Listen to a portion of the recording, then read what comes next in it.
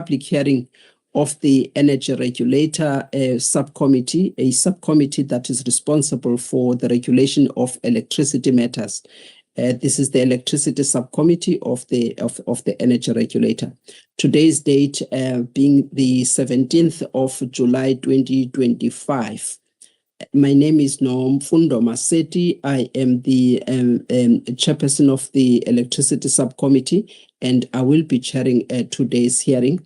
With me today, I am joined by the members of the Energy Regulator and members of the Electricity Subcommittee. I'd like to introduce the members, starting with the chairperson of the Energy Regulator, Mr. Thembani Bugula. Mr. Bugula, may you please greet? Thank you, Chairperson. Good morning, everyone. Thank you, Chair. Thank you very much. I would also want to introduce the CEO and the member of the Electricity Subcommittee, Yes. Ms. Nomalanga. Yebo. Mr. Mkhize, please, Mr. Mkhize, may you please mute yourself? My apologies for that. I would like to introduce the CEO of NERSA and the member of the Electricity Subcommittee and other committees of NERSA, Ms. Nomalanga Stole. Good morning, Chairperson, members, and everyone who has joined us for this particular public hearing. Thank you, Chair. Thank you very much. I would like now to go to Ms. Tembeka Semane, who is also the member of the Electricity Subcommittee and the chairperson of the Finance Committee of the Energy Regulator. Madam Semane. Morning, Madam Maseti, to Mr. Bugula and our ER colleagues and the members of the public and our NERSA staff. Good morning, everyone. Good morning, Madam Semane. Thank you very much. I would like now to turn to another member of the Electricity Subcommittee and the member primarily responsible for the regulation of petroleum pipelines and is also a member of various committees of the Energy Regulator, Mr. Musufukile Mkhize. Thank you, Chairperson. Sorry for the earlier glitch. I've got a problem with activating my camera. Greetings to all in attendance. Thank you. Thank you very much. Members, members of the public, just to confirm that the hearing that we are holding today is on the matter that involves Eskom as well as Arcelormittal in relation to the request for a different price within the context of long-term price negotiation framework, which is an interim framework that NERSA is implementing. And as you know, that this is a framework that is based on the electricity pricing policy, and it has NERSA is in charge of implementing this framework. So just then to indicate that today's public hearing was duly advertised in various newspapers. It was also advertised.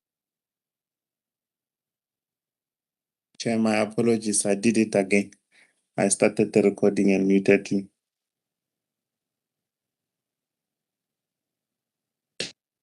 Yes, sorry about that. I apologize for that. We needed to place the matter properly on record.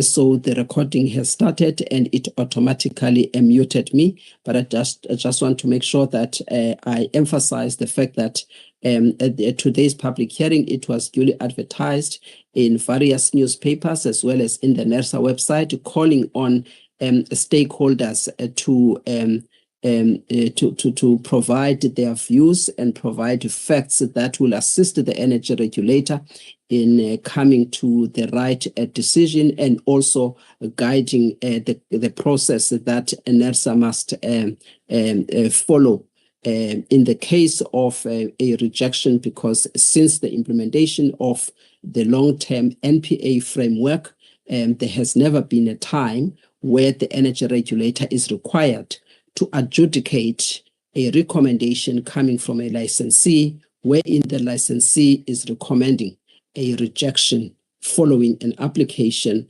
by a customer. So that is the context here. So it is also important that stakeholders in the same process that we follow, and also following Section 10 of the National Energy Regulator Act, which requires that any decision that is taken by the energy regulator, that decision must follow a statutory consultation, and also we must invite the parties to comment, and all those parties that will be affected by the decision of the energy regulator. It is within that context and also in terms of complying with the provisions of PAJA. Today's hearing is held in accordance with the National Energy Regulator public hearing rules, which requires, as I indicated, that all parties may provide input and facts, and that those that are affected by the decision may also come forward and be given an opportunity to make oral presentations before the energy regulator. And the summary of some of the rules of the energy regulator are as follows. That all the presenters or those that requested to make presentations in today's hearing will be required to do so under oath. And then also the members of the energy regulator are the only members that will be required to ask questions to the presenters. However, we do allow the attendees or the members of the public to ask questions, however, through writing their questions down, and those questions will be brought to our attention, and we can decide how to ask those questions so that there is clarity that is provided in respect of those questions. We'll also want to indicate that should the presenters be of the view that some of the information they would like to present, that information, if that information is confidential, they may indicate so that we can decide whether we will still want to hear that information during this hearing. If that is the case, then the panel may decide to clear the room or be taken in a separate room so that we can be able to hear that information in chambers as opposed to be hearing it through a public platform. I would like now to indicate that we received a request to present today, and the request were coming from Arcelormittal as well as Renew Consulting. Those are the only two requests that we received today. And each of them, we have given them 20 minutes, but they can save us time in terms of their presentation so that we can also be able to ask questions. I would like also just to indicate the rules in terms of ensuring that the public hearing is going to proceed smoothly without any interruption. That please keep your the camera closed or deactivated, and then only the presenters will be requested to activate their cameras at the stage of presenting. Also, please make sure that the mics are muted, and we will indicate at what point they need to be activated. The other point that I just wanted to emphasize is that today's proceedings are recorded by the microphones, and the recording will be the official record of this meeting that the energy regulator will always make a reference to. With that, then I would like to call upon the first presenter, and that all the presenters will make their presentations under oath. And now we have Mr. Werner Venter from Arcelormittal. I would like Mr. Venter to activate your camera. Thank you very much. Do you have any objections in taking the oath? No, Chair, I have no objection on that. All right, thank you. May you please raise your right hand? Do you solemnly declare that the evidence you're going to provide to this panel is the truth and the whole truth? Yes, Chair. It will be the truth and nothing else. Thank you very much. May you please state your name and your designation at Arcelormittal for the record. My name is Werner Venter, and I am the COO, Chief Operating Officer of a part of the flat business. I'm also the Chief Technical Officer of AMSA. Thank you very much. May you then start with your presentation. Thank Ma'am, you. before I start, we will be two people that will be presenting. It's myself as also Mohammed Adam. So if he can also put on his microphone, if you could do the same with him as well. Okay. He will be presenting also some of the slides now. That's not a problem. May you please activate Mr. Mohammed? Morning, Chair, I have. May you, I can't see you.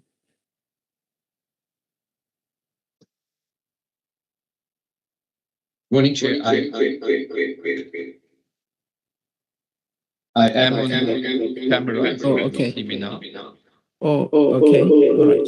May Mr. Fender, may you please deactivate or just to mute yourself? Okay. All right. Let's go to Mr. Adam. Do you have any objection in taking the oath? You are muted. Can you use one mute? May you please Morning, raise your Chair. right hand? I am on camera. Can you hear May me? you please raise your right hand? May you please raise your right hand, sir? If you switch to sound, I've put off my sound. Yeah, sorry. Good morning, Chair. Can you hear me? Yes, I can hear you. Can you hear me?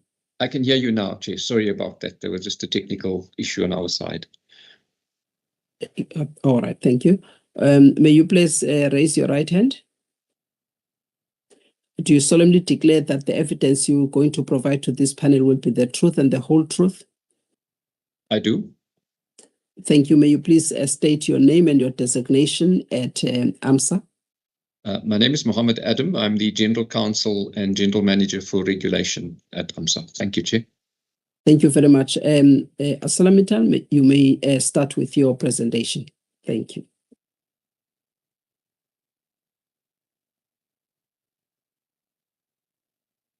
Ma'am, can I just confirm you can hear me well? Yes, we can hear you. We don't see the presentation. You may please start once your presentation is beamed on the screen. Vanderbijlpark will share the presentation, or Krunier will share the presentation, one of our members.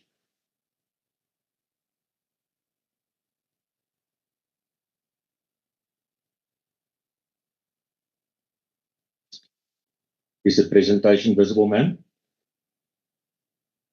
Yes, it is visible. Thanks. Thank you so much. We really thank you for the opportunity that we as AMSA do have today to present to you our case on the NPA. If you can go to the second slide. Let me know if you can see the second slide, ma'am. It's a bit slow. It's still on the first slide, but because we have this presentation and to save time, I would suggest that you start with the talking through the presentation. And then as you, the second slide is in now. You may start with your presentation. Thank you. Good, thank you, ma'am. So maybe the presentation will focus today. You have sent us some 3 particular questions. Our presentation will then focus on those 3 questions, and the answers throughout the presentation will be there. So it's about the purpose of the process, is then obviously about the interim framework. It's about the state of the Steel Nation. It's about the eligibility of Newcastle and Vanderbijlpark to comply to the framework. Also the application of the eligibility criteria by Eskom, and then we will have a conclusion. On the next slide, the terms of the framework is very clear. The purpose of the framework is the intent Well, the interim long-term NPA framework is to facilitate the offering of incentive pricing for industries in South Africa in order for industries to operate competitively and in their respective sectors. And it's also to retain these priority sectors in South Africa. The purpose of the long-term NPA framework is to provide the mechanism to sustain the economy of South Africa and retain jobs. And we will definitely show why we believe on the next slide that it is fully applicable to AMSA. The rationale about this framework is to protect the vulnerable sectors, improve relative sector competitiveness, and attract investments.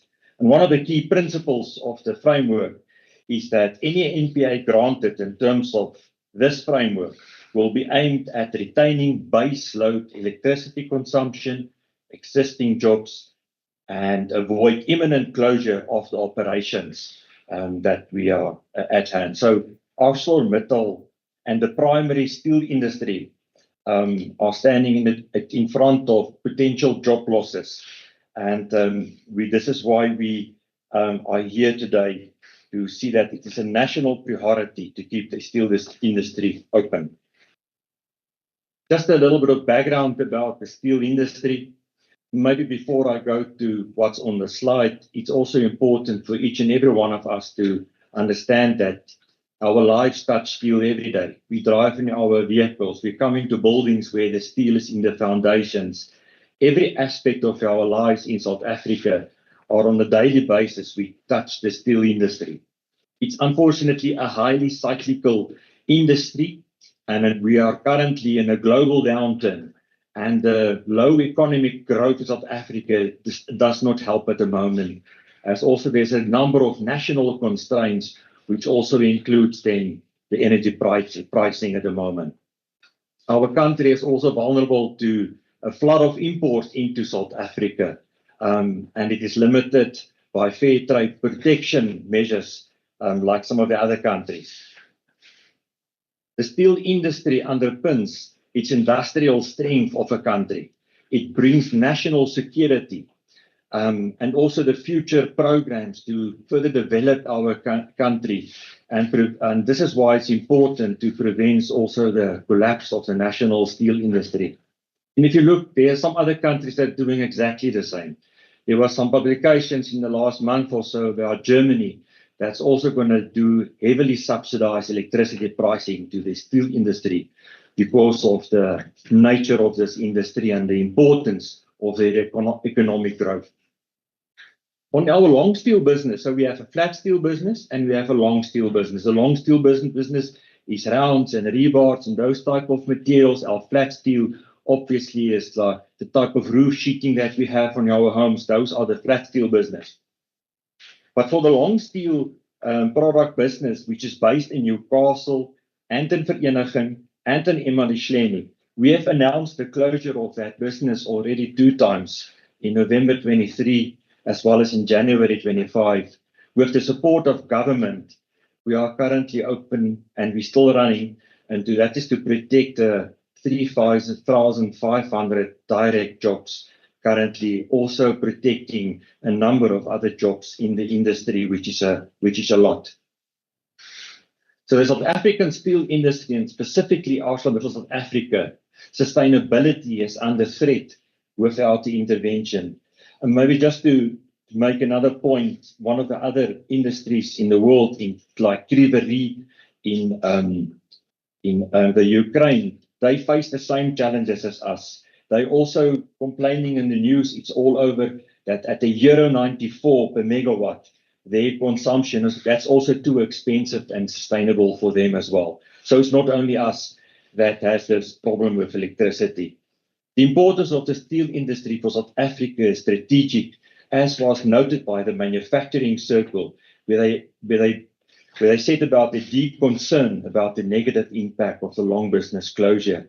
And the DTIC on January said steel industry is critical for the reconstruction and the recovery plan of the South African local economy. On the next slide, which will come soon, Chair, we would like to go through some of the key points of the framework, and I will start off by the first. There's 5 points on the framework. They numbered 7.1, 2, 3, and 4, and 5. And on 7.1, the application, operation, and sector would be unsustainable in the long term on the application standard tariffs and the long-term NPAs, and this is why the NPA is required. The slide is now on the screen. So if you look in the worldwide, the cost competitiveness for South Africa's electricity pricing is really in the highest in the world, and that gives us, compared to international markets and to national pricing, really a disadvantage. Although we have implemented a lot of energy efficiency ideas on various of our plants, Newcastle plant, Vanderbijlpark, this is not enough to offset the significant increases that we do experience in our business from the electricity. Already the Newcastle plant has already announced the closure, as I already alluded to. If you look on the right-hand side to Vanderbijlpark, the business cannot pass on this additional cost that to the consumers that is increased by Eskom on our cost base. And without intervention, the business will not be able to survive in the long run. This business has sustained over the last number of years to also in a loss-making position. If you look at electricity, must be a significant driver. It's now the 7.2 component of the framework. Must be a significant driver of the applicant's operating cost. For the Newcastle plant, but excluding our raw material, this is 14% of the overall cost, and for Vanderbijlpark, this is the 19% of the overall cost, excluding the raw materials. When I include the raw materials for Newcastle, it's the 4th most important cost component is our electricity, and the same for Vanderbijlpark. It's the 4th biggest cost component in our business, even with the inclusion of the raw materials. Today, the single biggest invoice we pay at Vanderbijlpark is electricity. There's no bigger single invoice than the Eskom one at the moment. We are also the 14th largest customer of Eskom in South Africa. On 7.3, the alignment of South Africa priority and strategic industry will be taken into account. It is clear from the interventions and engagements by government and all the other stakeholders to try and avoid the closure of the long business. We are working with all stakeholders in South Africa to remain in a viable position to keep open this business. We also have the support for this application from the DTIC for both Vanderbijl and for Newcastle plants. If I go to point 7.4, the applicant must consume or at least forecast the annual consumption of a minimum of 80 gigawatt per annum. Now, if you look at Newcastle for the last 3 years, and in 2023 specifically, Newcastle was at 424 gigawatt. If you look at Vanderbijlpark, we were sitting at 1,171. It's 12 times more than the minimum amount required. For Newcastle, it is 5 times more than the minimum requirements. If you look on the load percentage of the capacity factor, and it's Chair, that we also look into the load capacity factor. We have calculated the load capacity factor on every half an hour of every month of the whole year. Then we comply to that load factor for both Vanderbijl and Newcastle 99% of the time. We are a base load customer from Eskom. I will also share in the next slide a little bit more about that. The last point, and the point number 5 on the framework, an applicant already under business rescue or close may apply. If you look at our long steel business, as I already said, we have announced the closure of the long steel business in November 23. We have announced the closure of our long steel business in January 25. If it wasn't for the government interventions, surely it would not have been open as is at the moment. If I go to the next slide, which is now on the screen, we just show you the the raw materials and the electricity pricing, we use the international raw material basket, and we're also using the international rebar prices on the left and the hot rolled coil on the right. For us, this is information we use on a regular basis. And we also put the increase in electricity cost at those two graphs. And you can see our input material goes up and it comes down. It's fluctuating with markets. And if you look, the electricity pricing is just increasing year on year. There's no coming down of the electricity pricing. And in 2025, we are somewhere between 2016 and 2017. We are back there again with input prices and current pricing in the market. On the next slide, I will quickly show a little bit about the load factor, how we calculate that.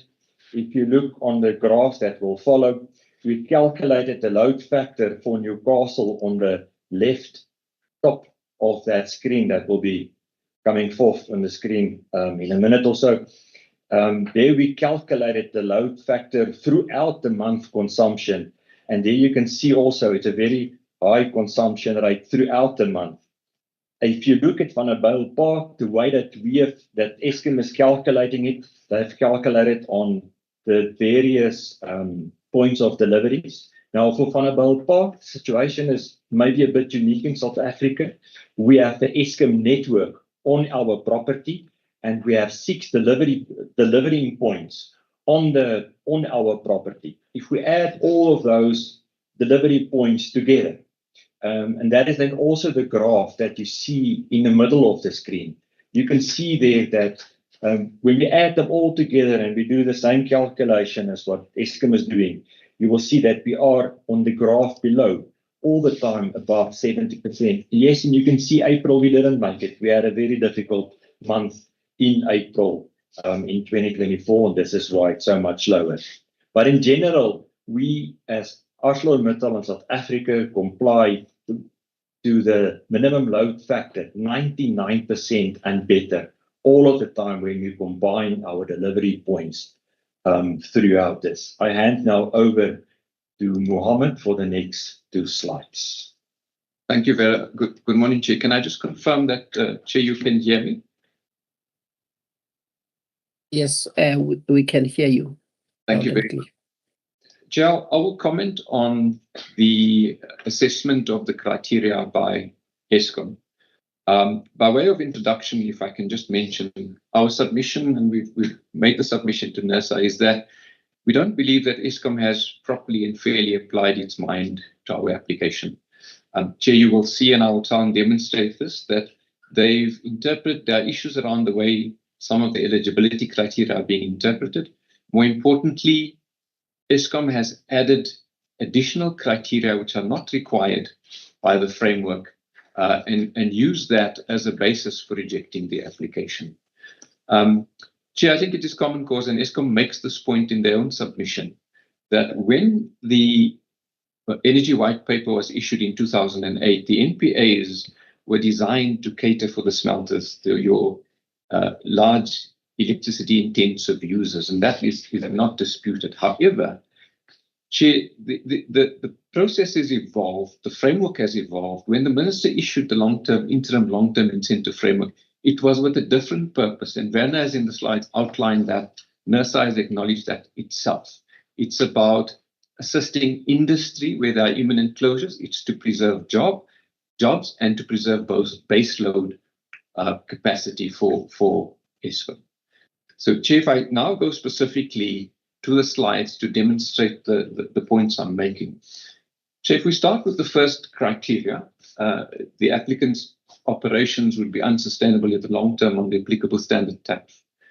Eskom's response is that there are many other problems that exist, and the tariff on its own will not resolve the problem.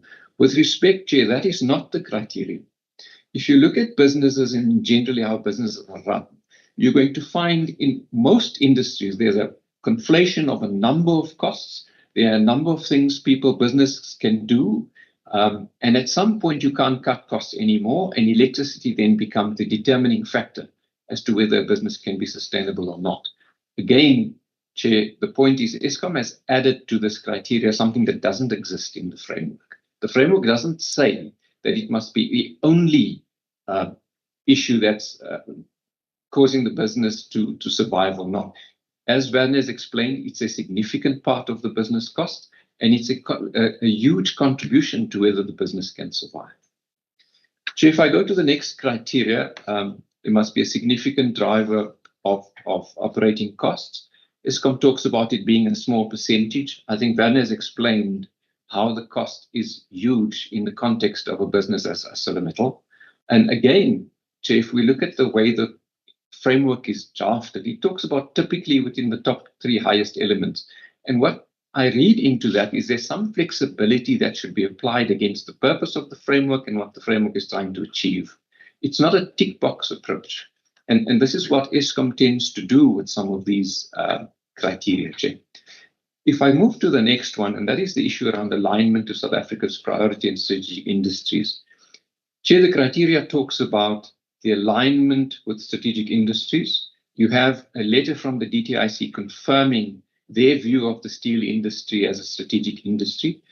We've seen examples of that in the UK, where the government has intervened in the steel industry. We've seen more recently, Van has spoken about Germany. You've seen similar things happening in Canada more recently. Chair, the comment by Eskom is the DTIC letter did not clarify why the steel industry should be prioritized. Now, with respect, Chair, you've seen this issue has been in the media. It's been written about extensively since the announcement of the Longs business closure. The impact on the economy is undeniable. And in my view, Chair, a comment like this only reflects the point that I've made earlier, that Eskom has not applied its mind properly to this application before it, and alternatively has ignored something that's absolutely relevant for the application. Secondly, Chair, Eskom raises the point about the DTI letter does not explain why AMSA should be prioritized over other steel manufacturers. Where in the framework does Eskom find this criteria, Chair? The requirement is that the industry needs to be strategic, and that is adequately demonstrated. Chair, the next point on consumption and load factor, I think the bottom line here is it should be, and we concede this, it should be a big user of electricity. It can't be, this framework is not meant for every business that uses electricity. It must be a substantial component of the business's costs. We accept that point. Chair, the issue is, Van has explained the technical explanation as to why we believe we meet the criteria, but Eskom has not engaged with the wording of the framework that says and or. They certainly, if they're applying their mind to this framework, should at least engage with that wording and explain why they believe it should be and not or. Chair, my view, Chair, is that the framework has created certain flexibility where one criteria may exceed, the other criteria may be a bit lower, but taken together, they give what the framework is looking for, and that is a customer that has got a significant load, significant electricity is a significant part of its costs, and secondly, has got a significant load, base load, that can assist Eskom in managing the network and the grid. So if I go to the next slide, let's look at my version while it's coming up. Chair, then, over and above the eligibility criteria, Eskom has raised additional issues that are not part of the eligibility criteria. And again, the point I made earlier is they talk about the fact that the framework is formulated to address the challenges of electricity-intensive industries. So if you look at the framework, there is not a single reference to an electricity-intensive industry. Again, my point, Chair, is Eskom is interpreting the current framework that NERSA needs to deal with, the current framework on the table today, against what was originally introduced in 2008, which we have evolved as a country beyond that framework.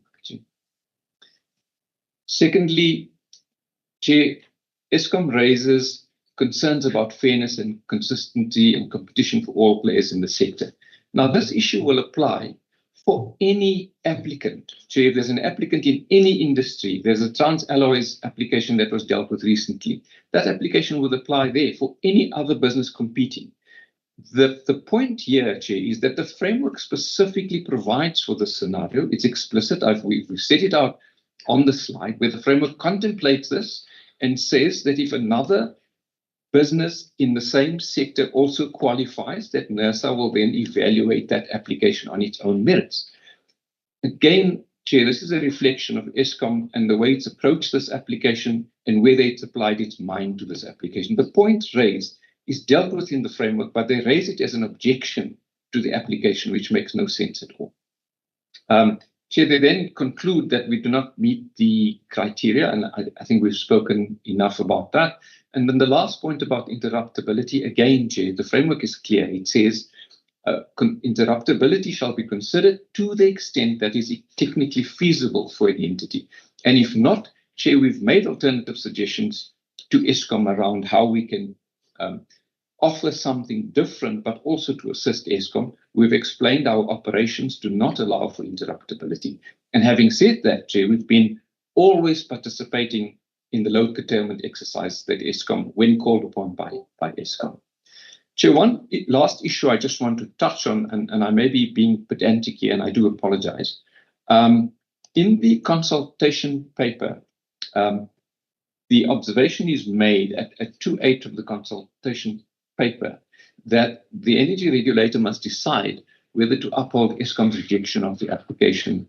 Chair, we submit that NERSA is the approval authority and should consider the application before it and decide whether the application is granted or not. In doing so, of course, it will consider NERSA's view and decide whether it agrees or doesn't agree with NERSA's view.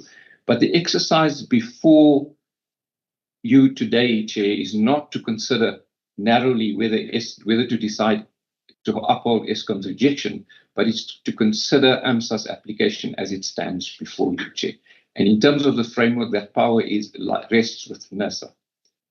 Chair, I'll now hand over to Vanna to just conclude. Thank you very much.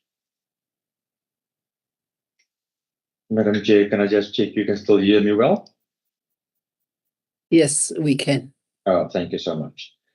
Ma'am, in the conclusion, I think from AMSA's side, we have demonstrated that we do comply to 7.1, 7.2, 7.3, 7.4, and 7.5 of the framework as it was set out. In the rejection of Eskom of our application, we really believe that they have not fully looked at the fundamentals of the framework as was clearly indicated by Mohammed. And surely the steel industry is definitely supported by government. It's definitely a key industry, the primary steel industry. It's a steel industry that's using the iron ore of the country, using coal of the country, using electricity of the country, using the rail networks of South Africa. So it's a steel industry that grows beyond only our own property and our own site. So NERSA has the authority to make the final determination. It is respectfully submitted that ArcelorMittal meets in substance the key objectives of this framework and that we're eligible for this NPA. NERSA has requested to approve our NPA, Madam Chair. So thank you, and that's our conclusion. Thank you so much, ma'am. Thank you very much for your presentation. If you can have a piece of paper and a pen so that you can take down the questions that will be coming from the members of the energy regulator, the panel members. Thank you. You may mute yourself. Okay, thank you very much. Members, I would like to open the presentation for questions from your side by show of hands. Members, if you have any questions. Walter, if you may also assist me. Mr. Mkize, and then followed by Madam Samani.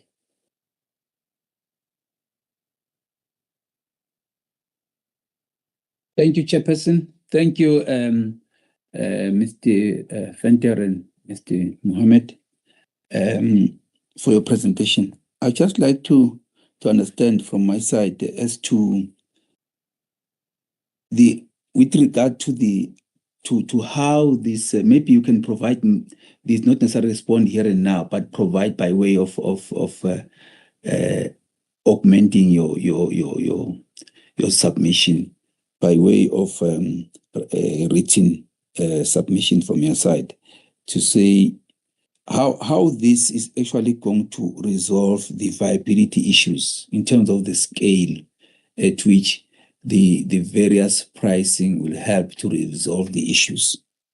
And therefore, linked with that, also coming from Section 9.1 of the NPA in terms of other state incentives and support, to say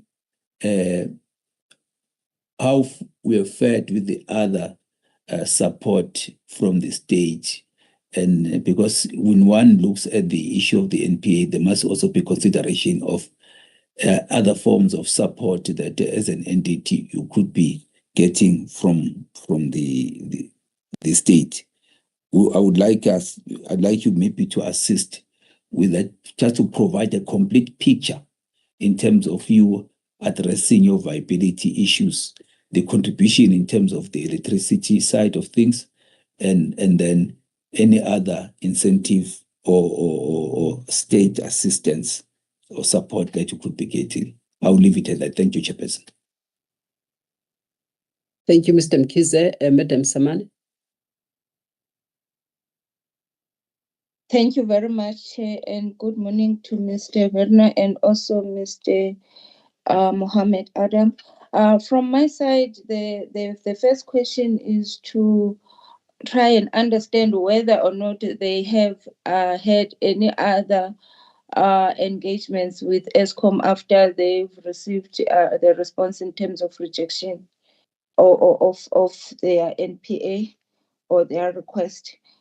The second question is also similar to what Mr. Mkhize has already asked, but from my side, I just want them to give us more details in terms of the government support that did come at a stage when some of their business was to be closed and it adverted that closure. So if they can elaborate on that and why that support could not be across the board, like why could it not be comprehensive and why could it not be long term? Then my next question is on stakeholders. I think Mr. Werner said they are working with all stakeholders. So I just wanted to find out why, for instance, is one of their key stakeholders, to my opinion, the unions, not part of their presentation or featured anywhere, and also the communities wherein their businesses are operating. Why are they not part of their process? Then the other comment is on the side of Mr. Mohammed Adam, where he was making examples about other countries, what they are doing, the likes of UK, Canada, and also I think Germany. So from my side, if they can be explicit in terms of what kind of interventions are those countries doing in their industrial space.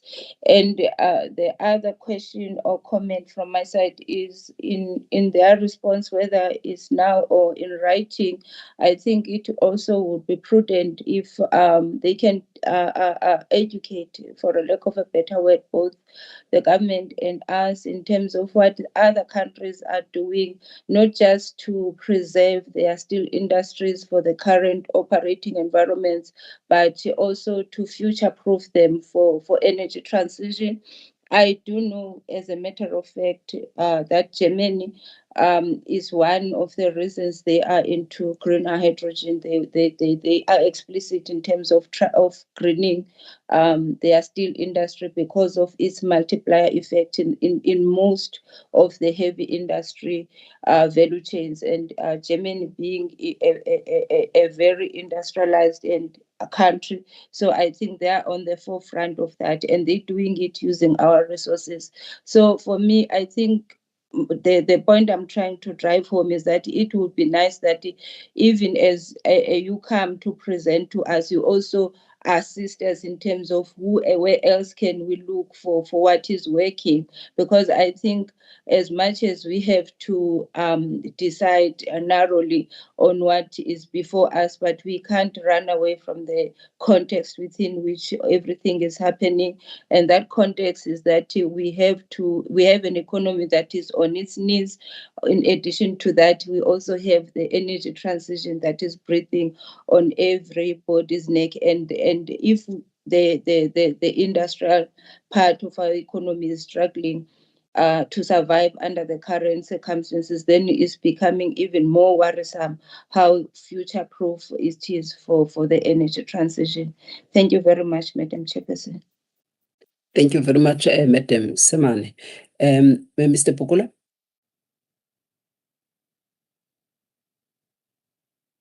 Thank you, Chair. Chair, I have just one question. Mr. Vanner mentioned that electricity is one of their largest invoices, and yet in the rejection by Eskom was that it is not even in the top 3, and it's actually the 4th, and it's also less than 10%. So could we just get an explanation around that? So I mean, if we're looking at the same numbers, we probably should get the same answer. So we're probably looking at different numbers for us to get to different answers. Can they guide? Thank you. Thank you very much, Mr. Pukula. Advocate Sithole?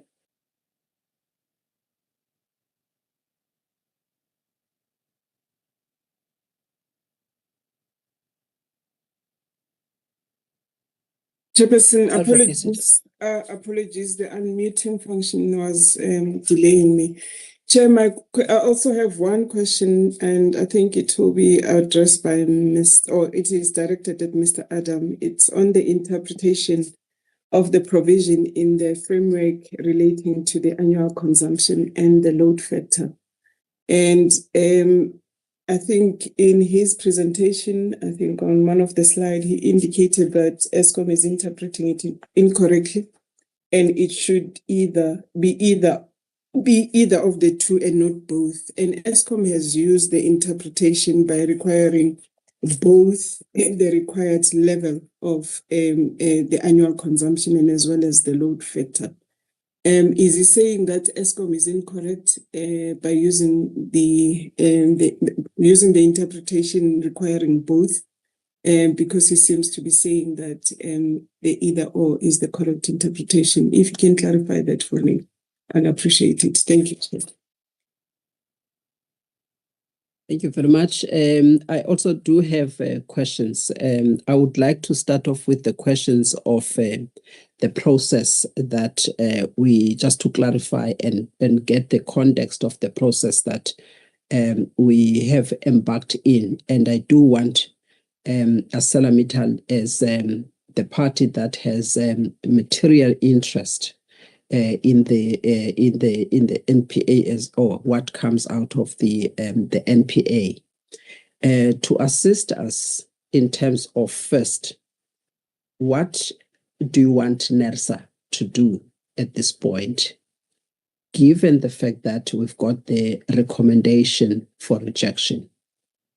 I would like us, in the way that you respond, to apply yourself to the provisions of the framework to indicate what do you believe should NERSA do in the circumstances where there is a rejection, and if you can guide that request that you are seeking NERSA to consider within the framework or that we are applying or implementing. If you can please make reference to the framework as to what NERSA should do under these circumstances, and what does the framework say NERSA must do, and whether then that's what you want from your side, because we do want to be clear as to what you are expecting from NERSA when we have this rejection.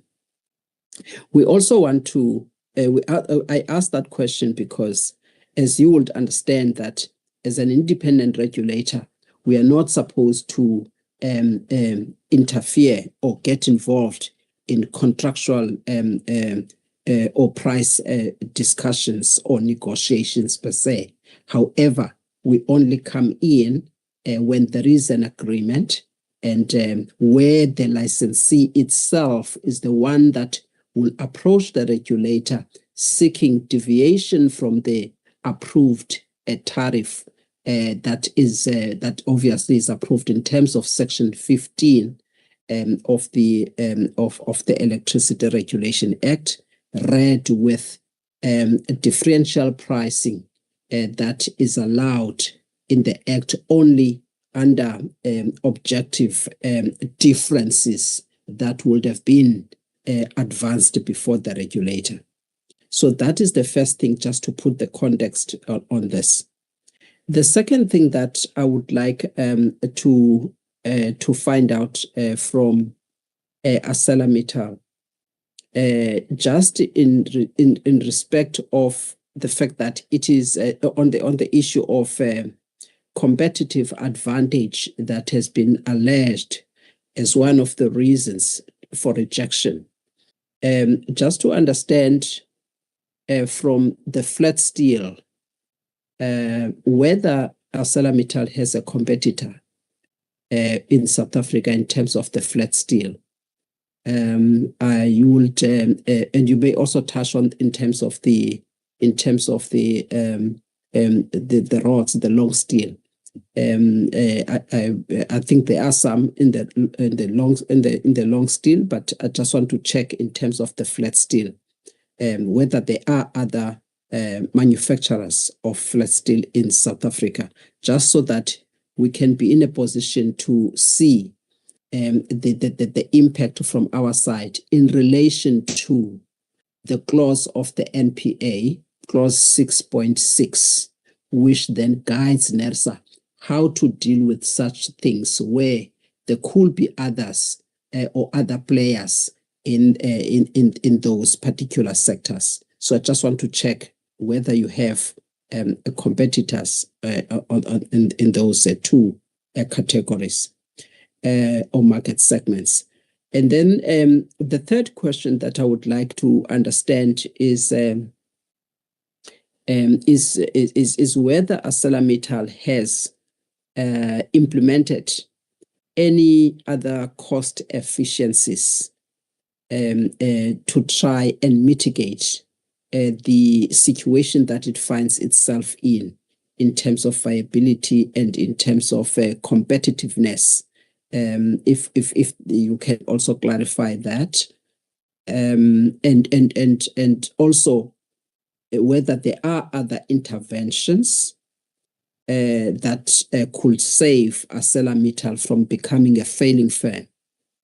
And I'm not necessarily asking about the fact that there's a process of business rescue that is underway in terms of the Companies Act. I'm simply asking whether there are other measures that are put in place to save Arcelormittal from becoming a failing firm. If you can clarify that. Then also, in your view, is it? Do you believe that with the request that you have put before Eskom, that Arcelormittal will gain a competitive advantage over its customers in the long steel as well as in the flat steel? Those are the questions from my side. Thank you very much. You may then come in. All the members have asked their questions. You may now come in to respond to each of the questions that were put by the members. Thank you very much.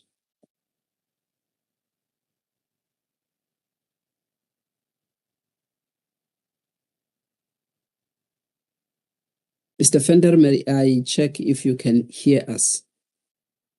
Yes, ma'am, we can hear you. Sorry, I had to unmute for both of us speaking, so sorry about that. I did not mute, so Mohammed will take first. Thank you. Thank you, Chair. Can you hear me? Yes, I can. So, Chair, if I can start with the process questions, and if I can refer, Chair, the committee to the framework at paragraphs 12. What it says is that in the event that the licensee recommends rejection of the application must be submitted to NERSA for assessment nonetheless. In such cases, the applicant will have the right to petition NERSA directly, and NERSA will take account of such petition in reaching its financial decision.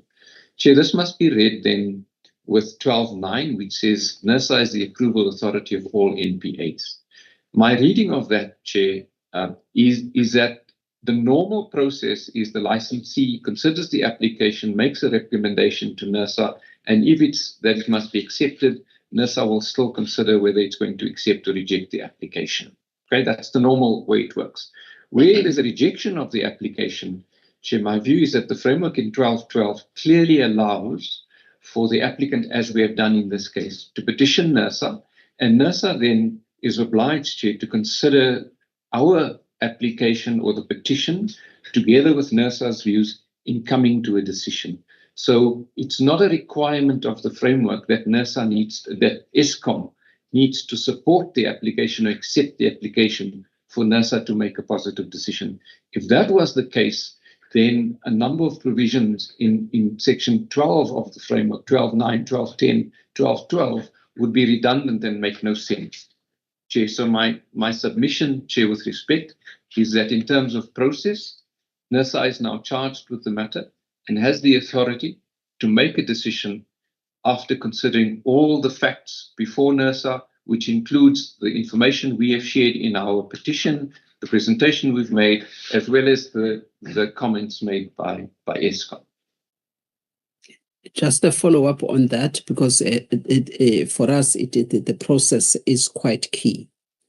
Are you saying or contending that NERSA can, or NERSA is in a position legally to make a decision that says that the electricity price reduction that is applied for by AMSA, that NERSA can make a decision that AMSA has made a convincing case and therefore that price should be approved? Is that what you are saying by the interpretation of clause 12?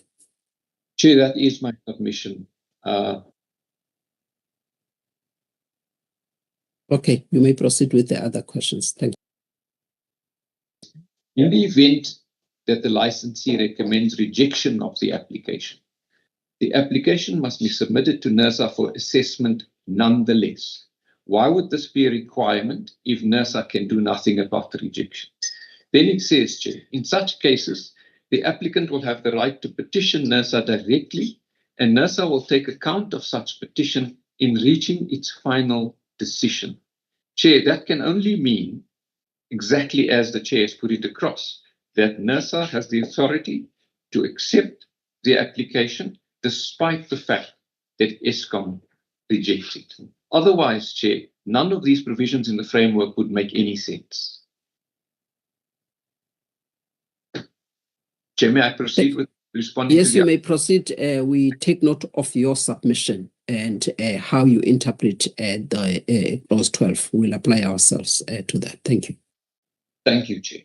Then if I can just deal again with a process technical issue, the issue of the interpretation and the load factor and consumption and the and or. Chair, my submission is the following. The framework is very explicit. It says and/or. So if we just stop there, I think the question can be, on what basis does Eskom assume that it has to be and when the specific explicit wording of the framework is and/or? And the question must be, it's put there because it means something different. It can't just mean and, because the drafters of the framework would then have not put the /or. So that is, Chair, my submission. And I'm saying, Chair, if Eskom has a different interpretation, then surely they should motivate why they believe we should ignore the part that says or and that it should be and. But they haven't even engaged with that part of the application. And that is my point, Chair. They haven't applied their mind properly to the application that sits before them. And so, Chair, in summary, I'm saying if I go on the explicit wording of the framework, I can't just read the framework and ignore certain words that exist in the framework. Chair, if I can then proceed to deal with the one of the next questions. I'll touch on this briefly, and then Werner will add to some of this, Chair, but if I could just start with some of the points made. The question was, how is this going to resolve the viability issue? Are there state incentives? How have we fared? Chair, you will recall, and it was in the public domain, when we announced the closure of the Longs business, what we communicated is that there were a number of factors affecting the efficient operation of the business in South Africa. We mentioned rail, energy costs, scrap advantage of other players, and then imports. And if we look at what's been happening around that, rail, we've been engaging with Transnet, and it's an ongoing engagement to see what can be done about that. Energy, Chair, we sit before you today. We've been engaging with Eskom. And if I can also add, after their rejection, we also engaged with Eskom about their approach to the application. Chair, with regard to the scrap, the issue is this. There's an incentive for steel makers, in other words, competitors, especially in the long steel sector, that have an advantage by government policy on scrap exports and the way they purchase scrap. So effectively, it gives them a huge discount on purchases of scrap.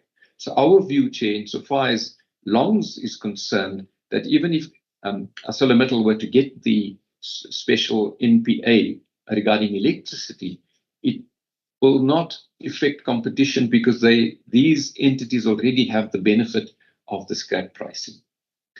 Chair, imports, there's been a number of interventions by the International Trade Administration Commission. They have to follow various governance processes, but systematically they are starting to put in place additional duties and additional measures to protect the steel industry. Chair, if I can also mention here, issues were raised about what are other countries doing. What we've seen is that because of the global surplus on steel in the world, steel is being sent to countries with the lowest barriers. So if you look at some of the countries in Europe, America has been very topical at the moment, Chair. They've raised barriers through tariffs and other means, double-digit barriers, whereas South Africa has been slow to react. We're starting to get there, but the barriers we've been putting in place also, Chair, are not in all instances adequate. So what you found is a large imports landing on our shores, which affects the ability of the local industries to compete. Governments all over the world have been reacting a lot quicker to protect their industries.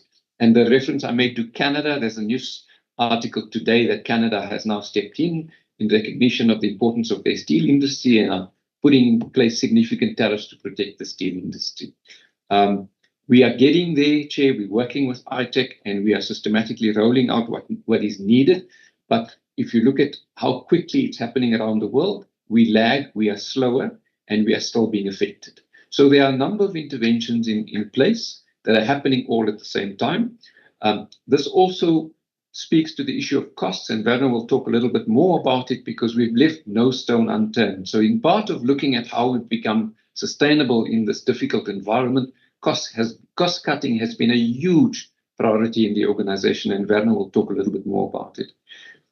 Chair, if you look at our announcements that we made when we closed the Longs business and why we got to a point where we could actually extend operations, it's been significant engagement with stakeholders. There have been customers that expressed concern about the Longs business closing.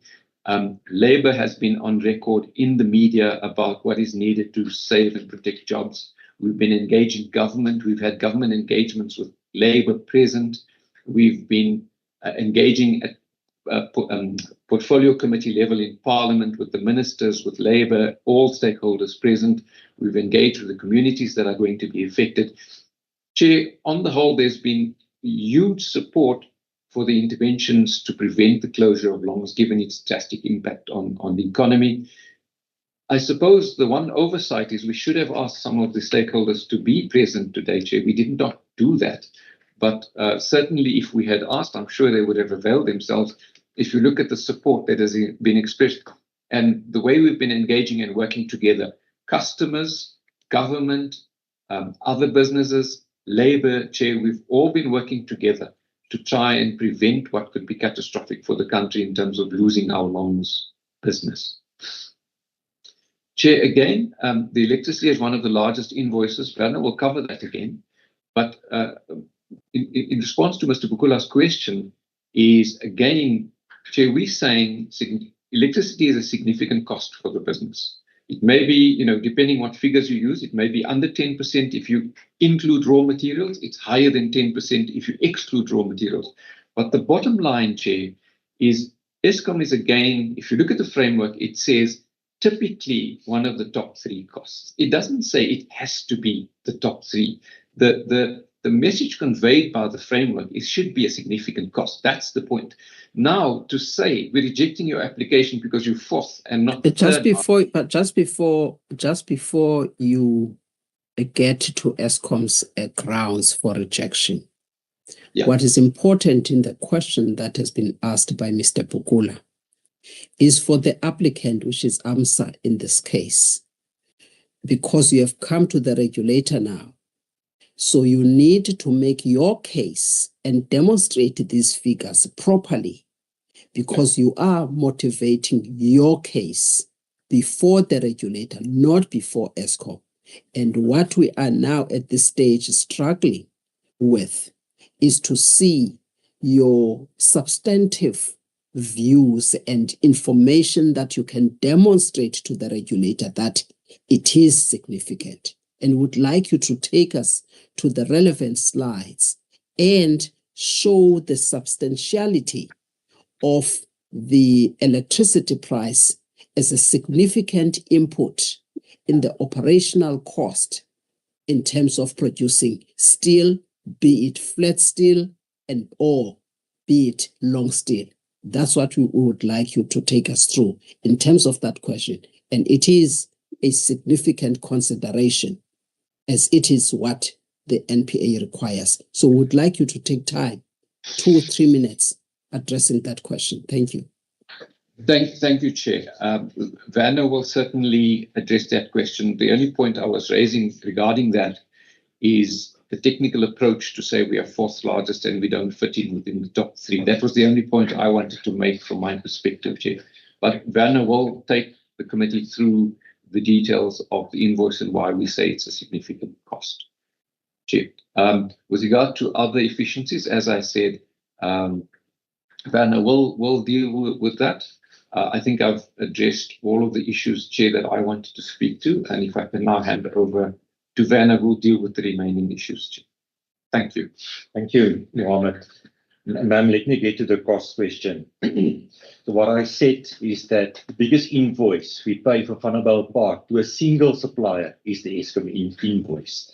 That's all I said. So we buy our raw material from different suppliers, and not one of those suppliers, the invoice are bigger than the Eskom supplier. The way that we look at our cost, we have different cost buckets. So for an example, we have a raw material cost buckets. Chair, we can share this information with NERSA on a different level. It's confidential information, but we are willing to share it with you. But let me explain. So we have our raw materials. What is our raw materials? It's the iron ore that we do buy from a number of suppliers. We don't buy it from one supplier. All our iron ore are coming from South African companies. Then we also buy coal for our coke making. Our coal is a mixture between South African coal and imported coal to make the correct blends to make coke with. So all the coke, and we also buy coke externally that comes into our operation. And so all the raw materials together, we bump them all together. This is our biggest single cost item. Our second biggest cost item is consumables. it is the oils that we use, it is the equipment we use to cast steel, it is refractory material, it's a lot of other. We put all of those as a basket together. That is our second biggest cost component. The third biggest cost component is our manpower. And the fourth biggest component is our electricity. Then just after the electricity comes our other energy. What is our other energy? It is the gas we buy from Sasol through Mozambique, and it's also the cryogenic gases that we do buy from air products. Now, for an example, those gases are also 70% driven by electricity. That is excluded as an electricity number in our cost.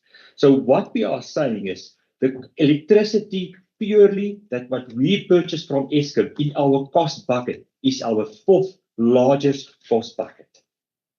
If we include that as a total energy cost, obviously it will be the second biggest cost bucket, but we don't do that. If you look for an example in Vanderbijlpark for 2024, this application was based on 2023. In 2024, our electricity cost is comparable with our manpower and our consumables. So in 2024, electricity is part of the second tier cost buckets that we do have. And we can share the cost buckets. And yes, as our raw materials is a significant cost coming from various suppliers. This is why the iron ore and the coke and the coal, all the raw materials that you buy is a significant number. This is why it is a 10% number on electricity or a 9% number on electricity. So I hope I answered that question. I think the other question that we have was about the competitors. Who's our biggest competitors in South Africa? So imports on the flat steel business is the biggest competitor that we do face, coming from China, coming from Europe, coming from also Japan, Korean, all sorts of the various countries, the imports are coming. Although Columbus also makes hot rolled coil, also scrap base, and then there's also one more minimal that has started up during last year that makes narrow hot rolled coil also from scrap. So those are the competitor bases that we do find in South Africa.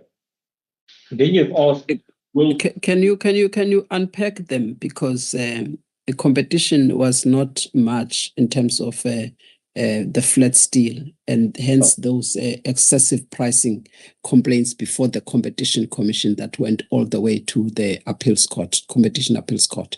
So and I say that in terms of the long, still it is a different ball game because there are other players. But with regards to the challenges in the country, in terms of the price of steel, concerns were more on the flat steel. May you then clarify us on the issue of the flat steel? Thank you.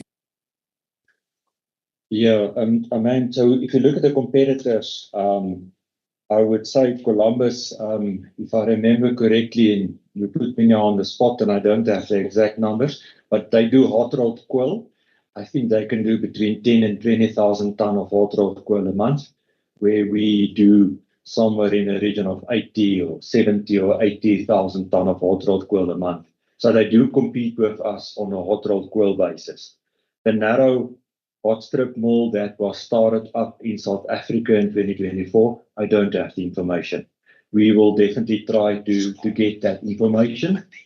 When we look at the import statistics, and I think the import statistics is around about 1 million ton of flat steel products, that 1 to 2 million ton, more or less, that came into South Africa in the last year. But I need to verify those numbers, and we will supply you with the exact numbers, man. We can do that. I don't have it off my hand, but I think it's closer to 1 million ton. 1 million or 1.2, it's in that region. Just to clarify those numbers. And you must understand, the flat steel is a number of products. It is plate, it is hot rolled coil, it is galvanizing coil, It is cold, rolled material that goes mostly to the automotive industry and to the fridging industry. It's also coated products that goes mainly for roofing as well, man. So there's a whole spectrum of flat steel products, and you have to look at each and every segment to understand the competition that's coming into the country on those products. Chair, with your permission, if I can just add, on the competitors, as Werner said, is you have Columbus Steel and you have SCOR. They are smaller in the flat sector, as you have pointed out, Chair, so you're correct about that. And also, if you look at SCOR, they have the scrap price advantage through government. So we don't believe that an electricity incentive price for the flats business will create a distorted competitive market. Chair, if I can just add one more thing that I omitted to mention earlier. One of the members did suggest that we send some information in writing, and we will certainly do that on the cost details. It is in our application, but we can give further information on the cost details. And then there was questions about additional incentives and how come it's not on a longer term basis and so on. Chair, the only thing I wanted to clarify is that after the closure of the longs business was announced and there were engagements between various stakeholders, we did make an announcement that one of the reasons we were able to defer the closure is there was a facility made available by the IDC, and that allowed operations to run until 30 September, while solutions are being found around some of the fundamental problems, energy, rail, scrap, imports, and that was the thinking behind it. But we can also submit something in writing around that so that NERSA has the up-to-date information. Thank you very much. Ma'am, and then there was another question about what will the electricity pricing gain us. If you look at the cost graph I show over the number of years how the cost increase from Eskom, you must understand that the Eskom price has almost doubled in the last 5-6 years on a cost bucket number for us as AMSA. If you go and look at the profitability of AMSA as a company, and the information is available, it is public information, you can calculate what's the overall EBITDA number over a cycle of 10 or 12 years. It's available, you can go and calculate that.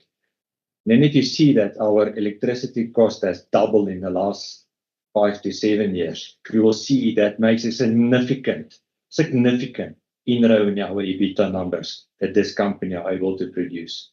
And this is one of the biggest cost movers in our business. There was no bigger cost mover in our business compared to the electricity cost. And the electricity cost is also the driver for some of the gases that we buy from, the oxygen, the nitrogen. It is 70% also driven by the electricity cost. So our raw material basket goes up and it comes down, and it varies according to the international markets. And yes, our pricing are also going up and down. It also depends on the international pricing. So those are the links. But the only component, the big component that's currently not linked is electricity. It's just going up, and that has a significant injury to the business over the last number of years. The cost has doubled. Thank you, ma'am. Can you speak to cost savings? The cost savings, ma'am. I haven't answered that question. So over the last number of years, we have done significant cost saving actions and efficiencies. We also work with our Arcelormittal International Group to make sure that our blast furnaces, for an example, run as efficient as it should be. Obviously, considering the input raw materials that we do use. So we are always and every day busy to see where can we further optimize our cost position to improve our business. Yes, and costs are always coming down. We also look on a commercial basis, contracting, how can we do better, smarter contracts to make sure that we get the cost advantages. For an example, on electricity, I can share a number of things that we have been doing. For an example, we have installed a number of variable speed drives into our business. So whenever we could de-accelerate some of the electrical equipment while they're not in full operation. We are doing that as well. We've exhausted almost that variable speed drive component in our business. We have, for an example, SOPs and procedures. When a plant stops, what must be shut down? What must remain on? Obviously, your sump pumps and all of those things need to run in a business like ours. But we stop all possible equipment once we shut down a particular plant, and we have procedures for every single plant, how to do that and how not to do that. For an example, we've implemented the best coating equipment in our business over the last number of years to make sure that once you put the coating on your steel of 100 gram, that it's exactly 100 gram and not 120 gram. We have implemented the best technologies. For an example, on our galvanizing line number 5, we have extremely good control on the coatings we put in. We are one of the benchmarks in terms of the lowest coating that we can put to a product in our group consistently. So, ma'am, we have really, really gone a long way in terms of taking out cost in our business. Where we had to renew equipment to get the efficiencies, we have done so. So we are really working with our group, our energy experts in our group, our coking people in the group. So we are really working everywhere to see how we can further improve the cost position of our company.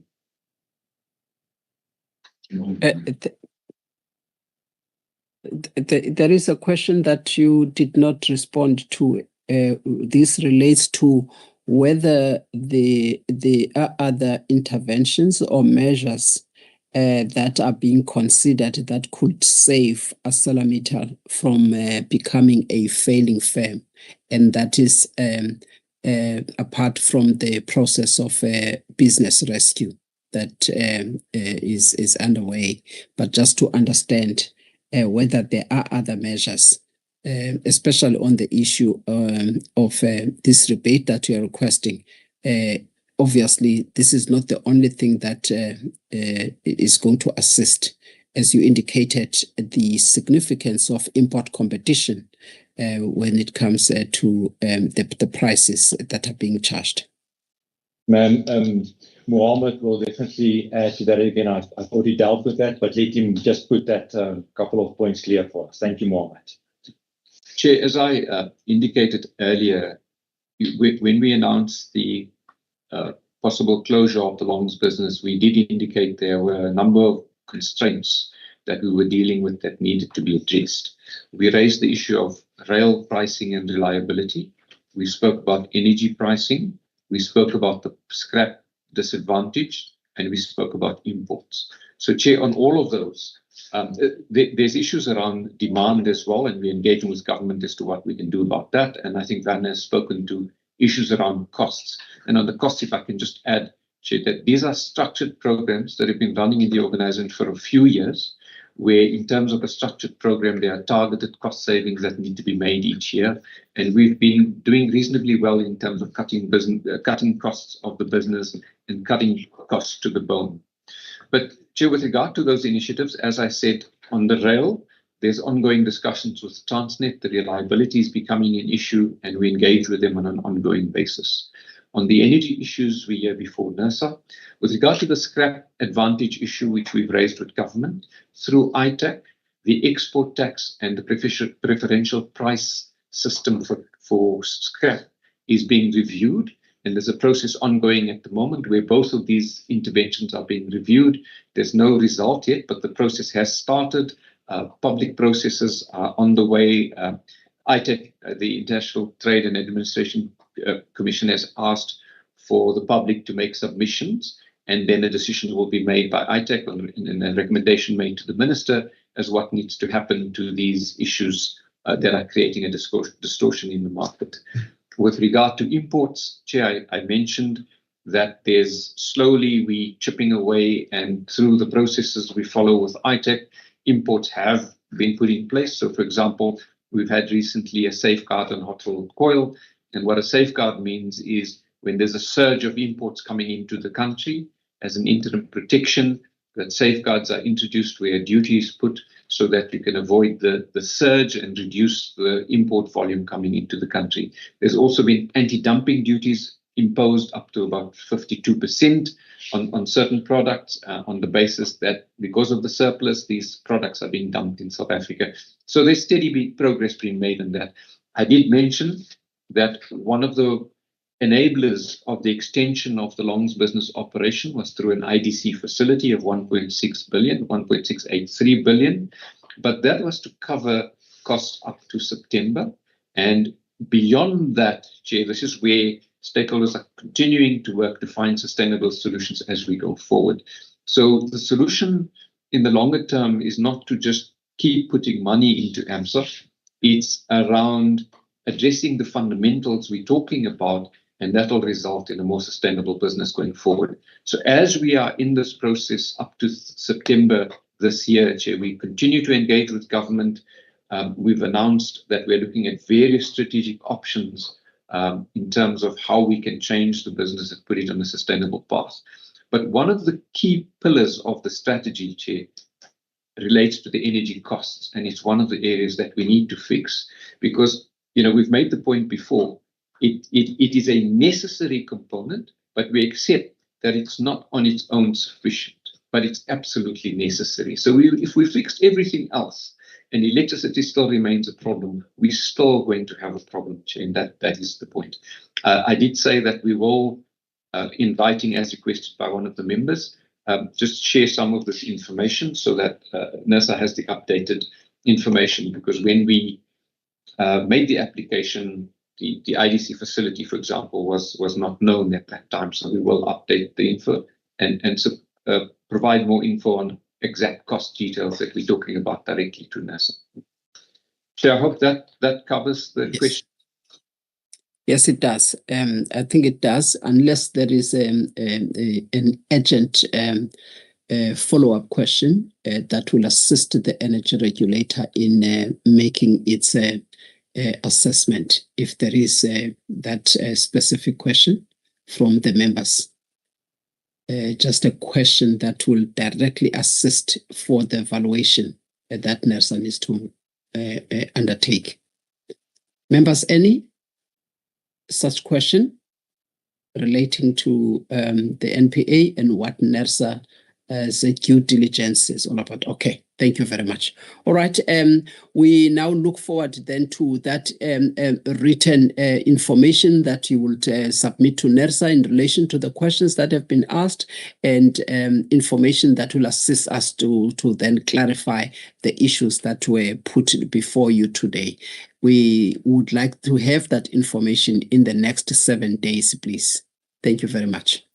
Thank you, Chair. We will. As I said, some of it is in the application, but I think it will be better for us to summarize it in a form that is easily understood, yes, given the different pieces of information as I was dealing with. Thank you, Chair. We will do that. Thank you very much. We appreciate your time, Arcelormittal, for coming through today and assist the energy regulator in getting more clarity in respect of the matter that is before us. Thank you very much for your time. Ladies and gentlemen, we move on now to the next presentation. The next presentation is from Renew Consulting. We've got the name of Mr. Tommy Didericks. Good morning, Tim. Good morning. Good morning. Do you have any objection in taking the oath? I do not. All right. May you please raise your right hand? Do you solemnly declare that the evidence you're going to provide to the panel will be the truth and the whole truth? I do. Thank you very much. Please state your name and your designation at Renew Consulting for the record. It's Tommy Didericks, CEO of Renew Consulting. Thank you very much. You may start with your presentation. Thank you very much, Tim. Thank you very much, members of the public, and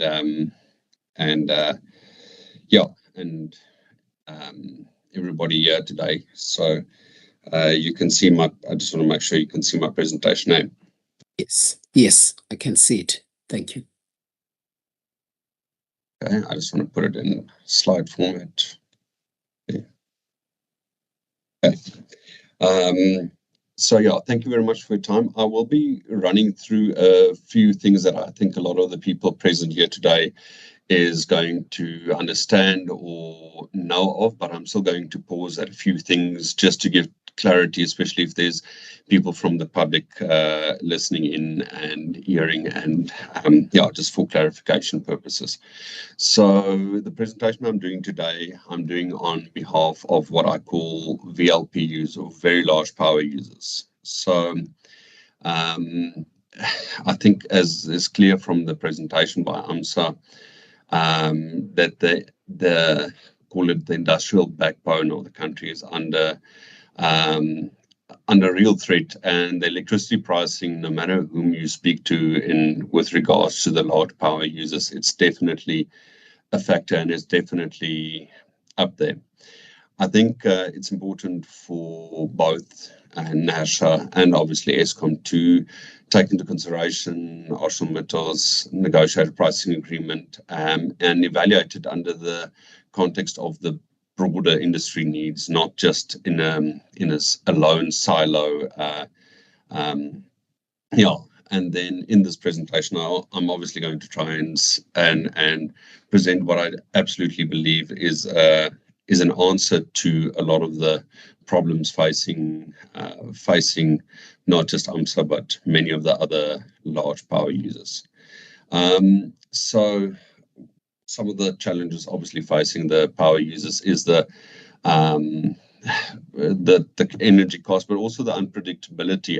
I know there was a very extensive process on the tariff increases, and there was a lot of work done, but every now and then there's this with the multi-year price increase, there's a lot of uncertainty of what is going to happen. Or with the retail tariff plan or things like that, there's constantly something in the market that says, you know what, how is this price going to look, not just for the next year, but over the next many years. Yeah, and then there's, as the country transitions into renewables, and I'll touch a bit more on that later, I think Eskom and other entities are putting in more barriers with regards to renewable energy. What I call very large users or baseload customers, I think it's really important for Eskom to take these customers very seriously. There's only a bunch of these customers in the country, and I think Eskom can list every single one of them. I put the baseload customers as people with a notified maximum demand of above 50 megawatt, or that consumes more than 150 million kilowatt hours per annum. These customers, if they disappear or if they change or so on, it has a significant impact on Eskom, on the rest of Eskom's cost, as well as their own predictability in electricity sales. So so baseload customer, again, I just wanted to put what it is, and so they are very important for grid planning, for Eskom, for financial modeling, and they form a very large portion of the total electricity sales of Eskom. The reason why these customers obviously matter is when you have them, you can stabilize the grid, you can enable efficiencies. When you've got somebody that consumes electricity for 24 hours a day, it makes a big difference if you can rely on that electricity, not just here and there, but constantly rely on that electricity. The longer you run certain plants, be it nuclear or coal power or so on, the more efficiently you can run them more efficiently if you run them for longer and at a certain level. It obviously improves the revenue predictability. So this is where I think I come to my plead for Eskom, as well as eventually for NASHA, is what I can clearly see in the industry is a lack of a tariff structure that really caters to the baseload customers. it is interesting that the mega flex tariff, which almost all the customers are on, starts at 1 megawatt, but some of these customers have got notified maximum demands of 80, 100, 150, 200 megawatts or more. But they still theoretically under the same namesake tariff as a small shopping center down the road. I think there's a real industry need for further clarification between normal consumers and baseload consumers, because I believe that they should be treated differently.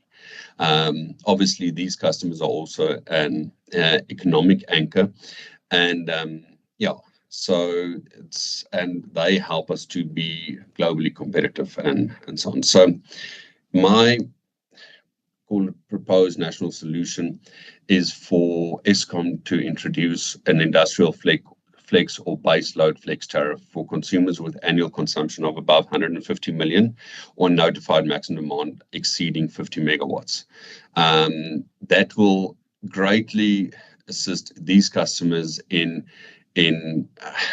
because they're all facing the same struggles. We've heard now from AMSA today, but I can guarantee you, no matter who you talk to, there is real stress in the industry and there's real jobs on the line. And it's not just people crying wolf. There's really a lot of strain on these industries that needs real solutions, not just for one, but for all. The other thing that I'm wondering on, and I brought this up when the tariff increases was being discussed, is why we have NPAs when the current framework allows for wheeling agreements. I do believe that there is a space for Eskom to have wheeling agreements with their own customers. In other words, have a very quick response to have an additional electricity where they can say, you know what, we are purchasing, we've got a power purchase agreement with this or that solar farm, and we are purchasing electricity at a cheaper rate for ourselves, but we can pass that on, as well as also assist customers if Eskom doesn't have the capacity or the wheeled electricity available to sign those contracts directly, then to really assist the customers in getting that kind of agreement. Because I've seen some of the sums on and the calculations on energy saving and cost saving, and a lot of those savings are quite significant.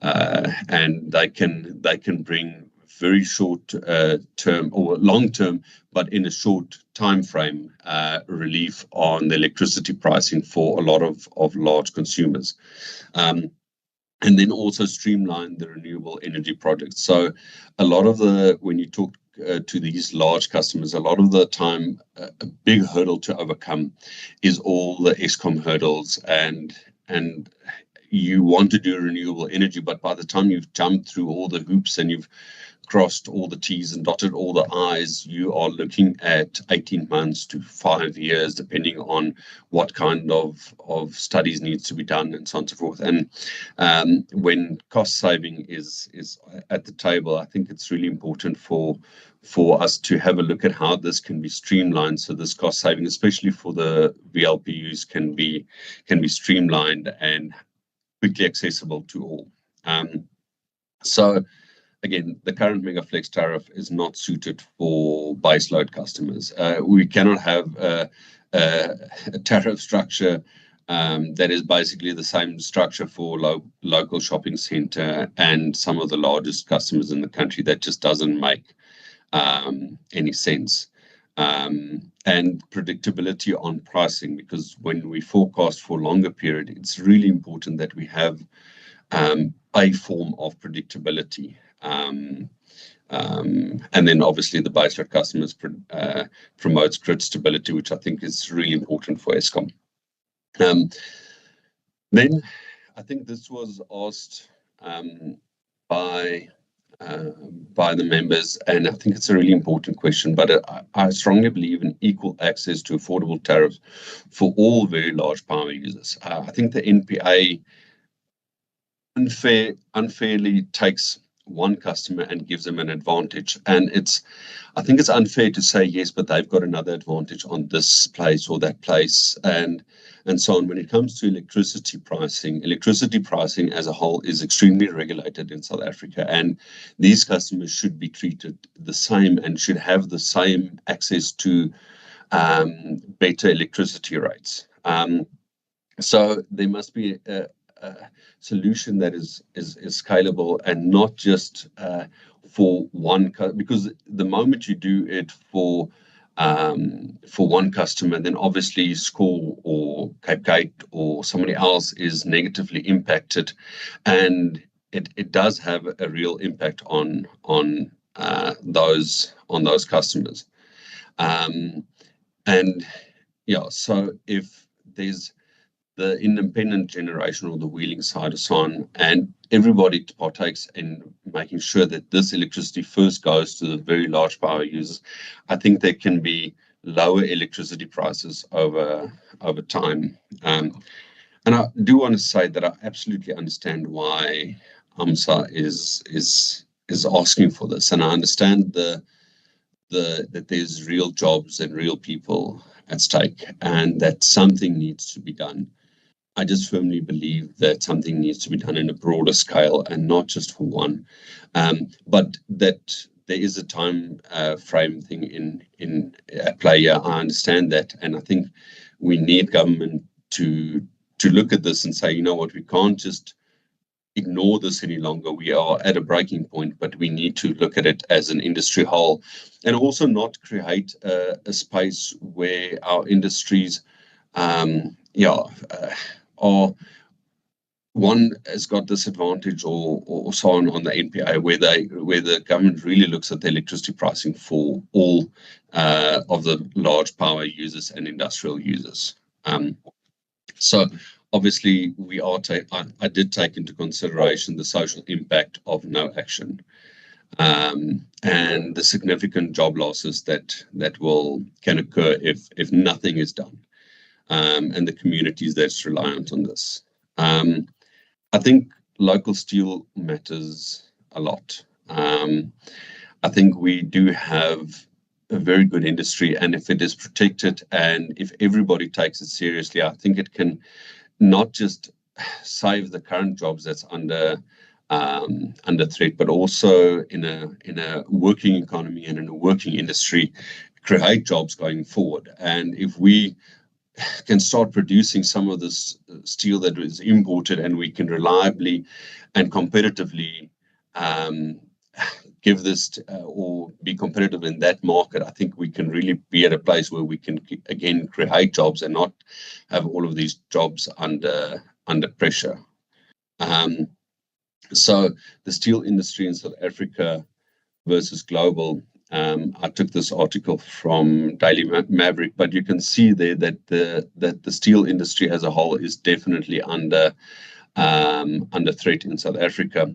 However, I mean, that is one of the things that stood out for me is even though South Africa is really struggling, and there's bailouts and there's NPAs and there's this, Arcelormittal's global operations are really doing well, and there is profits being made and expansions in other countries. I do think if we again look at really cementing the way we work as an industry, I would hope that some of this expansions and the shares of profit can come to the South African shores as well. So yeah, my summary of requests is, I think we need to find and approve a tariff for the entire industry, not just one customer. Establish an Eskom key customer division dedicated to lowering cost for large customers. I'm not talking about a customer representative looking at the accounts or that you can phone when you've got an electricity failure or so on. Somebody in a division of Eskom that is dedicated to only lowering the cost, along with government and all and other key players, that is dedicated to lowering the cost of energy for large industrial consumers. Enable wheeling and renewable access for all customers with significantly reduced regulatory red tape. So to make sure that customers can get if there's cheaper electricity available, that we can get it to them as quickly as possible to have a relief as quick as possible, and ensure fairness in NPAs by creating inclusive frameworks. And again, by not at the moment you give it to one and not the others, there's always going to be an unfairness to it. So again, that's why I believe that a tariff solution is much better than an NPA. So yeah. So yeah, we obviously don't want to risk the collapse of any of the very large power users, and we want to have more jobs and sustainability in the country. And we ask the members to act with urgency, but also look at it in a way that's got a fairness in the entire industrial framework.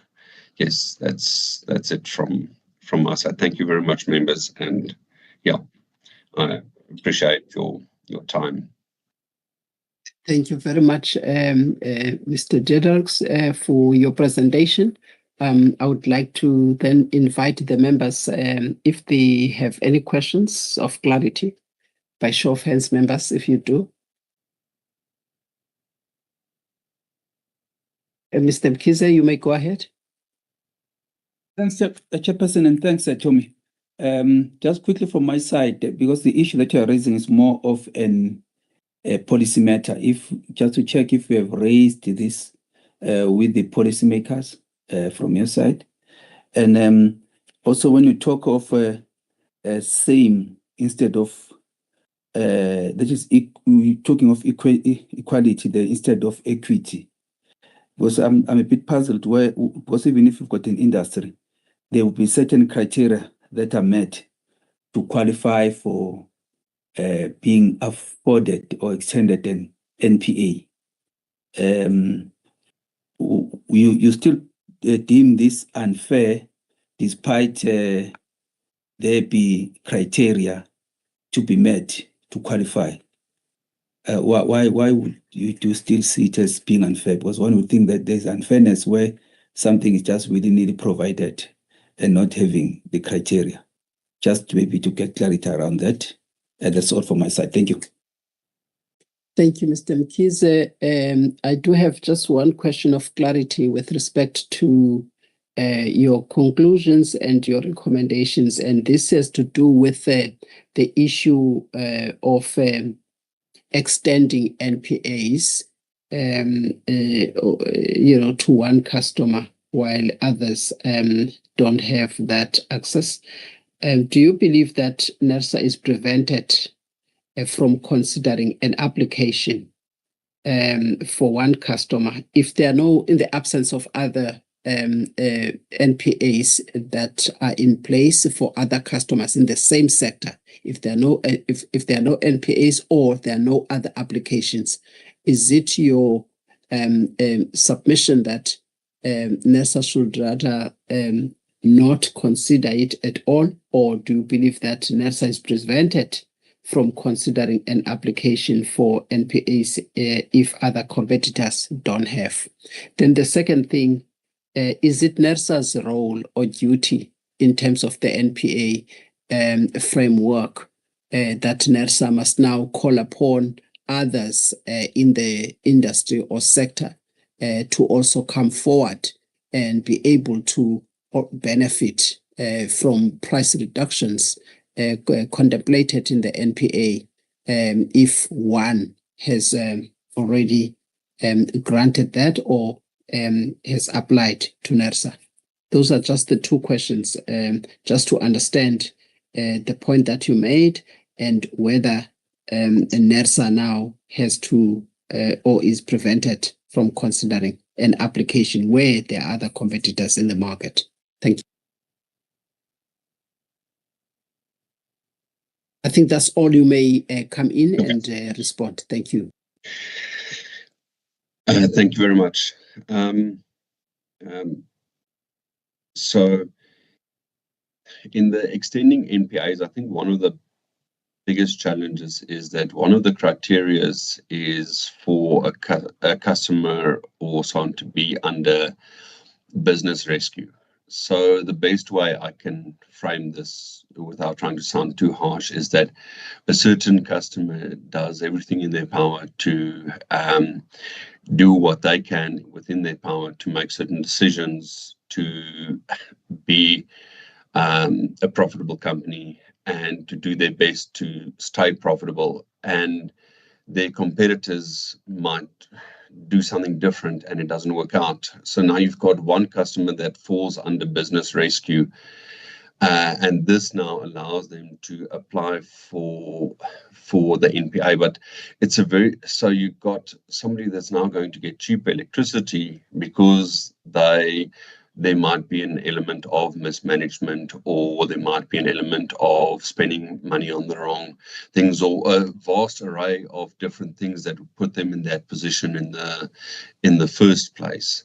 But now you've got a customer that doesn't have access to cheap electricity because they're not under business rescue, or they're not in a position where they can apply because they're in a financial position that doesn't allow them. And I think that is the thing where I think under the current NPA framework, to answer the other question, and to try and summarize that a few of the questions into this answer on the policy matter, and should NASHA, I don't think NASHA should approve an NPA for a specific customer, because I think doing that will always create a price for one customer, where another customer that might have done everything right now has their competitor with a cheaper electricity price. And I think that's why I think under the framework or the wheeling agreements or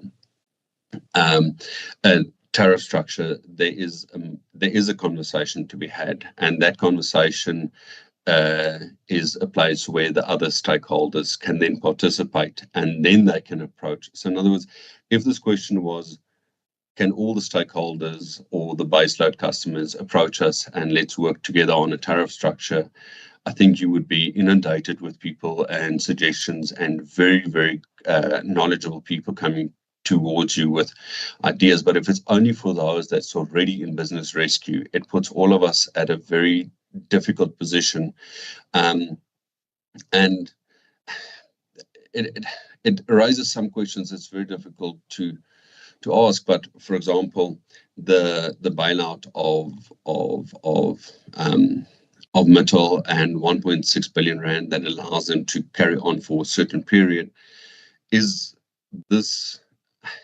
a NPA going to allow them to carry on indefinitely, or is it only going to create pressure now on the next steel manufacturer in South Africa? So it buys a few more months for Mittal, but then it puts one of the other players in a difficult position. It puts one of the other players now to eventually get to the place where they first have to go through business rescue and can then apply for a better tariff. I think it's a very reversed way of doing it, and that's why I think we need to have a look at on a policy, on asking it to be broader, and on approaching the policymakers. Yes, the steel industry, and with places where I've been at, have approached some of the policymakers, and there was a whole steel master plan and those kind of things, but it's lacking urgency, and it's lacking commitment from multiple players that can make a difference in a quick succession to really make this impact in the short term that we need, but also have the long-term sustainability in the industry that we desperately need more. So I hope that answers the questions. I tried to answer them the best I can.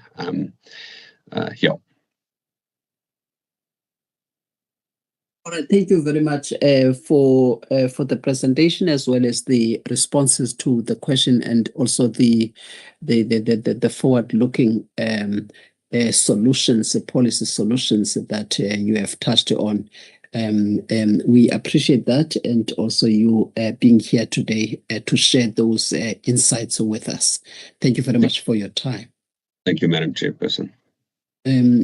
Members, since the AMSA is the party that is an applicant within the context of the NPA, I would like to give them the opportunity, perhaps just is not to rehash, but just to do a reply.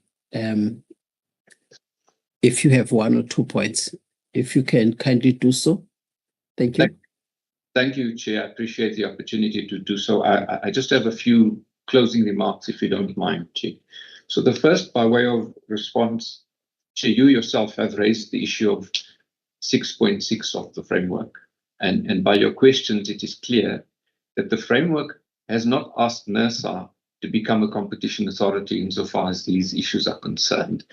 6.6 of the framework is clear that if there are others within the industry that qualify, NERSA will need to look at what NPAs currently exist and decide each applicant's application on the merits of that application.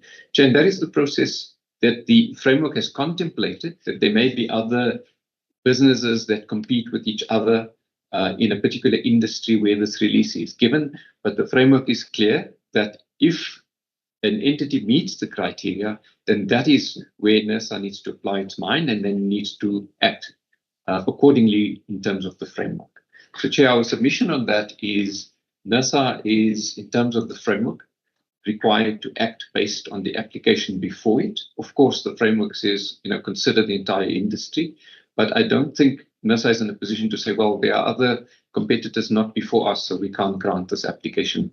And just to add, as a factual issue, the position explained by the last speaker, Chair, one of the reasons some of the other competitors are not before NERSA at the moment is because of the huge subsidy they enjoy because of the scrap advantage benefit that we've just explained. Some of them have been on record saying they 20 to 30% better from a cost perspective than AMSA because of this advantage. Now, Chair, that's anecdotal. I can't commit to that as an absolute figure. Chair, in closing, I just want to make the following remarks. Chair, we've dealt with the issues of the framework and the criteria, and our submission is we meet all of the requirements of the framework. Chair, our submission is, if you look at what the framework is designed for, a strategic industry, a business within that industry that is having a difficult time, and where the electricity price can actually ensure the sustainability of that business, that's where the application, that's the basis of the application, and that is why the framework is actually in place, is to save industries like that. But Chair, if we look forward, what are we talking about?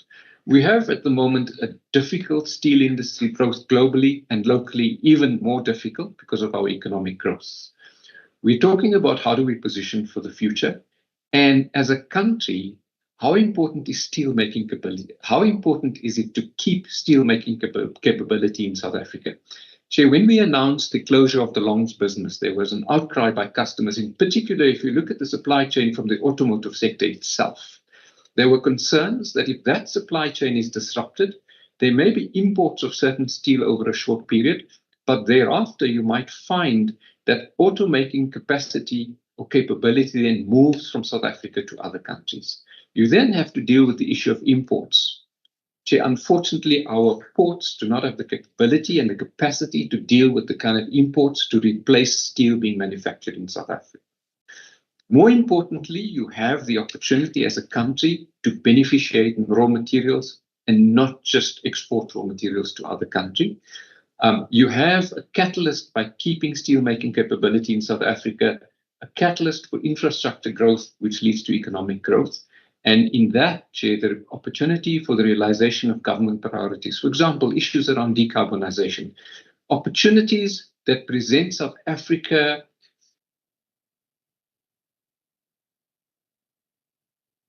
You are muted. You're muted. We can't hear you. Mr. Adam, you are muted. Mr. Mabunda, can you assist? Mr. Fender, may you please make him aware that he is speaking, but we can't hear. Can you hear us now, ma'am? I can hear you, Mr. Fender, but I cannot hear, or we cannot hear Mr. Adam. Can you hear me now, Chair? Yes. Thank you. We just had a network issue, ma'am. Sorry I'm about sorry about that, Chair. If I can just repeat what I was saying is the issue we're talking about also is around beneficiation of raw materials in the country. It's about keeping steelmaking capacity in the country to support infrastructure growth when it comes, and therefore economic growth. And therefore, it's about the realization of government priorities in areas like decarbonization, innovation, being at the forefront of opportunities for production of greener steels, because South Africa has a number of resources. And it's far away. These innovative things are far away. It's not commercialized yet. But we have a great opportunity as a country to tap into some of those things. So, Chair, in summary, what I'm saying is if we look forward, there's a lot more at stake than just looking at the next year and the electricity price today. We need to look at if we can keep AMSA sustainable through the NPA, which is a legal mechanism allowed in terms of the framework. It serves the purpose of the framework, and the benefits and the spin-offs for that as a country, Chair, are significant over the next few years. Doing nothing, and the last speaker spoke about the doing nothing scenario, we have an impact on the local communities, on jobs, on critical supply chains, and then about our ability to beneficiate and to actually have capacity for infrastructure growth in the country. Thank you very much, Chair. Thank you very much. Ladies and gentlemen, we have now come to the end of the public hearing, and I would like to thank the presenters, AMSA, as well as Renew Consulting, for honoring today's hearing and also sharing your views with the energy regulator. And we will consider all of the submissions that you have made today, as those submissions are going to assist the energy regulator in coming to a well-informed decision in the matter that is pending before us. With that said, then I would like to thank all of the stakeholders that have connected to the public hearing following the proceedings and the discussions, and also just to thank the energy regulator members for the questions and issues of clarification. The hearing is now adjourned. Thank you very much for your time. Thank you, Chair. Thank you. Bye-bye. Thank you.